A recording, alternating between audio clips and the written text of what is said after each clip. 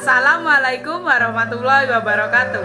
Halo, saya Vina Alfi Mawadah dengan NIM 200210402005 dari Program Studi Pendidikan Bahasa dan Sastra Indonesia, Fakultas Keguruan dan Ilmu Pendidikan Universitas Jember. Di video kali ini saya akan menyampaikan tentang potensi bahasa Indonesia menjadi bahasa internasional. Adapun faktor pendukung yang dapat memengaruhi terjadinya potensi bahasa Indonesia menjadi bahasa internasional.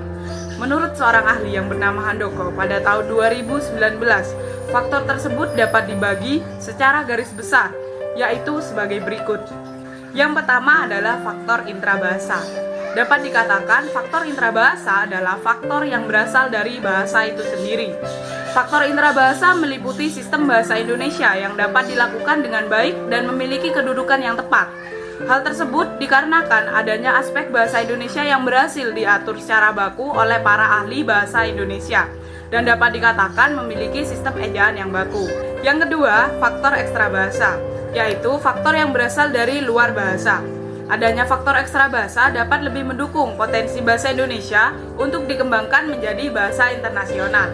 Hal ini dapat dilihat dari diciptakannya sikap yang positif dari penutur bahasa Indonesia itu sendiri, yakni kesenangan orang Indonesia yang memang menggunakan bahasa Indonesia sebagai bahasa nasionalnya telah menggunakan bahasa Indonesia dengan tepat. Selain itu, adanya ketertarikan budaya serta kekayaan alam yang ada di Indonesia, baik itu berasal dari warga negara sendiri maupun dari warga negara asing. Mengingat kekayaan alam Indonesia yang sangat melimpah dan memukau banyak orang, sehingga menghasilkan rasa tertarik khususnya bagi pelaku ekonomi dari mancanegara yang berinvestasi di Indonesia. Sehingga secara tidak langsung pula banyak orang asing yang masuk ke Indonesia yang ingin mempelajari bahasa Indonesia. Adanya pengelompokan tersebut sebenarnya bukan suatu aturan yang tegas, karena kedua faktor yang memengaruhi potensi bahasa Indonesia menjadi bahasa internasional sebetulnya dapat terjadi secara bersamaan. Diadakannya pengelompokan tersebut dapat dijadikan cara pandang bagi kita agar lebih mudah terhadap potensi bahasa Indonesia menuju bahasa internasional. Berdasarkan dua faktor tersebut, potensi untuk menjadi bahasa internasional tidak hanya terletak pada keunikan maupun ciri khas terhadap bahasa itu sendiri, yakni bahasa Indonesia. Ada beberapa faktor untuk memperkuat bahwa bahasa Indonesia memang memiliki potensi menjadi bahasa internasional. Yang pertama, sebagai negara yang pernah terjajah, membuat mental masyarakat mengarah dalam hal negatif, sehingga perlunya perubahan sikap mental bagi masyarakat Indonesia. Dalam hal ini perlunya peningkatan akan kebanggaan sebagai rakyat Indonesia. Kemudian struktur dan pembacaan bahasa Indonesia yang tidak rumit sehingga dapat memudahkan orang asing belajar bahasa Indonesia bila dibandingkan dengan aksara Latin yang berasal dari bahasa Arab dan juga bahasa Vietnam yang terkesan lebih rumit bila dibandingkan dengan bahasa Indonesia. Dan yang terakhir, tata bahasa Indonesia yang terasa sangat mudah dikarenakan tidak mengenal jenis kelamin, jumlah, kasus, waktu atau kala, dan tingkatan tutur atau speech level. Adapun penunjang bahasa Indonesia sebagai bahasa internasional adalah mempunyai dasar hukum yang legal, yakni Undang-Undang Nomor 24 Tahun 2009 tentang bendera, bahasa, dan lambang negara, serta lagu kebangsaan dan aturan hukum lainnya. Selain itu adanya PUEBI atau Pedoman Umum Ejaan Bahasa Indonesia.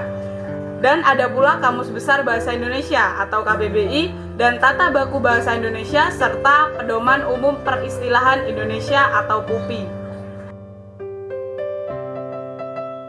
Berdasarkan data yang saya peroleh, dilihat hasil analisis dari 88 pengajar BIPA atau Bahasa Indonesia bagi penutur asing yang telah ditugaskan pada tahun 2015 hingga 2017 di 23 negara sasaran.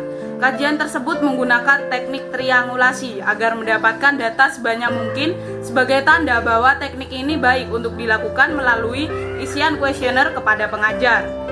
Adanya potensi pengembangan bahasa Indonesia menjadi bahasa internasional melalui pengajaran BIPA ini memaparkan tentang rata-rata jumlah pembelajar dan antusiasmenya di 23 negara sasaran.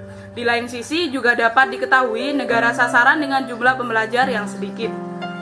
Berdasarkan data kajian tersebut, dapat disimpulkan bahwa Thailand dan Timur Leste merupakan dua negara dengan jumlah pembelajar dan kerjasama terbaik di antara 23 negara sasaran BIPA lainnya. Berdasarkan beberapa faktor yang sudah saya paparkan dan juga salah satu hasil analisis salah seorang ahli bahasa, dapat dikatakan bahwa bahasa Indonesia dapat berpotensi menjadi bahasa internasional. Sekian pemaparan dari saya, semoga bermanfaat dan mohon maaf apabila ada kesalahan. Terima kasih. Wassalamualaikum warahmatullahi wabarakatuh. Peace up, A-Town down. Yeah.